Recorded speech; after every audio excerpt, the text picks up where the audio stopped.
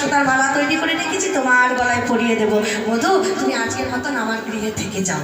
যেই নাই কথা বলেছে, গোবিন্দ আমার বলছে, রাধে সেই সকালবেলায় আমি গোষ্ঠী এসেছি, আর তারপরে এখন পর্যন্ত আমি ঘরে ফিরি নাই। আর আমার জন্য আমার মা কানায় কানায় বলতে বলতে এতক্ষণ হয়তো পাগলেই হয়ে যাবে। যাই যে রাত, আপনারা যারা কৃষ্ণচন্দ্রকে দর্শন করেছে, এইদিকে আমার দিকে তাকান। আপনারা যারা ভগবান কৃষ্ণকে দেখেছেন, আপনারা জানেন যে ভগবান শ্রীকৃষ্ণের চরণ দুটো হচ্ছে বাঁকা। কি বাবা, সোজা না বাঁকা? বাঁকা তো ভগবান শ্রীকৃষ্ণের চরণ দুটো এইভাবে বাঁকা। তাই বাঁকা কেন সেটা কি জানে? কেন? দেখো কি একটা জানা, ভগবান শ্রীকৃষ্ণের চরণ দুটি বাঁকা। কেন বাঁকা? না আমাদের মতো কলিহত জীবের জন্য, আমার মতো কলিহত জীবের জন্য গো। আস্তে আস্তে আস্তে মন দিয়ে এদিকে তাকান, এদিকে আমার দিকে লক্ষ্য করুন। দেখবেন আপনি যদি আপনার গুরুদেবের কাছে যান, একটু শুনবেন মন দিয়ে।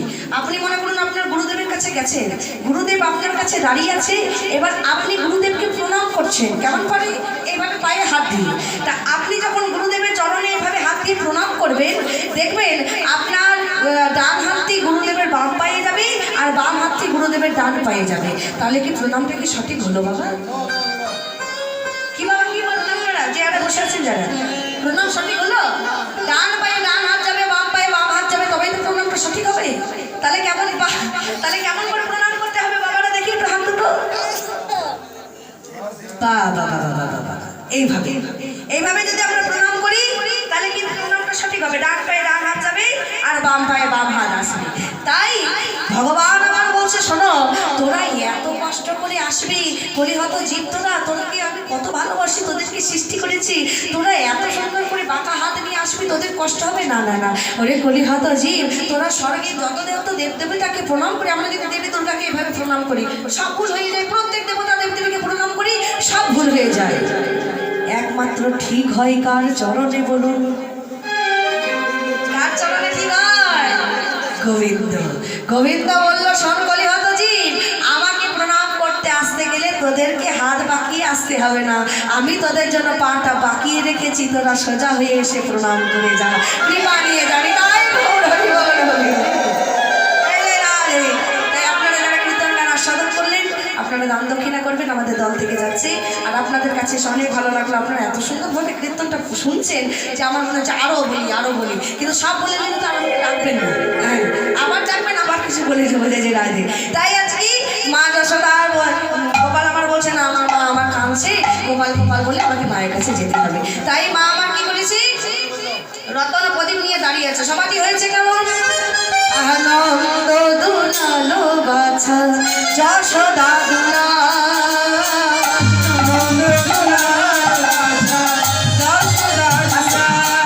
কমিটির ভক্ত তাদেরকে বলছি যে মন্দিরে যদি একটু ধূপ থাকে বা প্রদীপ থাকে দিলে খুব ভালো হতো, গোপাল আরতি করবো তো। তাই যদি ধূপ বা প্রদীপ থাকে মন্দিরে, তাহলে আমাকে দুটো দেবেন। নন্দ দুলালো বাছা যশোদা দুলা,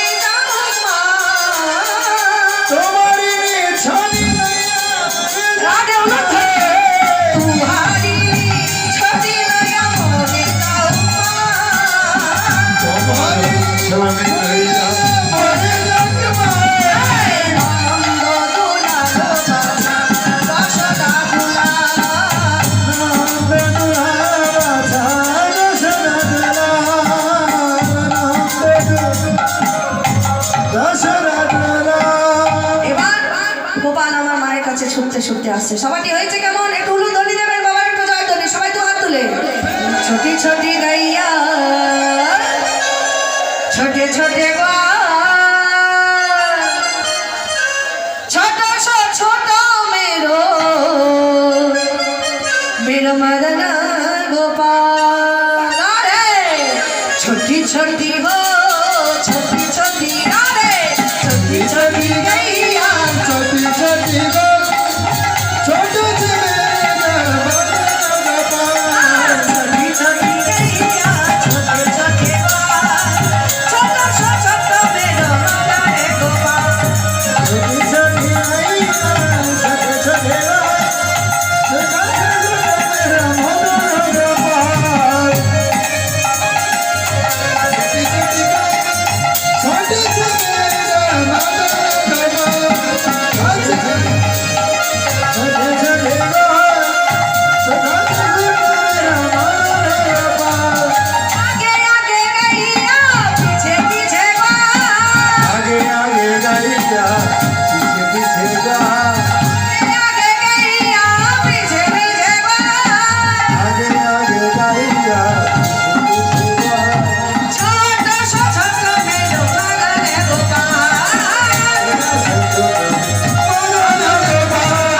छोटी छोटी गैया छोटी छोटी छोटी छोटी गैया छोटी छोटी छोटा छोटा मेरो मदन गोपाल छोटी छोटी गैया छोटी छोटी गा छोटी छोटी गा छोटे से मेरा मदन गोपाल घास खावे गैया दूध पीवे घास खावे गैया दूध पीवा घास खावे गैया दूध पीवा घास खावे गैया दूध पीवा छोटा सा छोटा छोटी छोटी गैया छोटी छोटी गा छोटे से मेरा मदन गोपाल घास खावे गैया दूध पीवे छबा हाथ लगे घास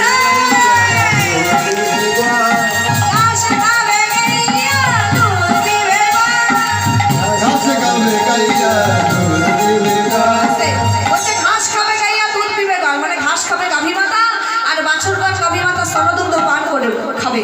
তাহলে এবার গোপাল কি খাবে গো? গোপাল খাবে খিচুড়ি গোপাল কি খাবে? গাভী মাতা যদি ঘাস খায় গাভী মাতা স্তনদুগ্ধ যদি বাছুর গা খেয়ে নেয় তাহলে গোপাল কি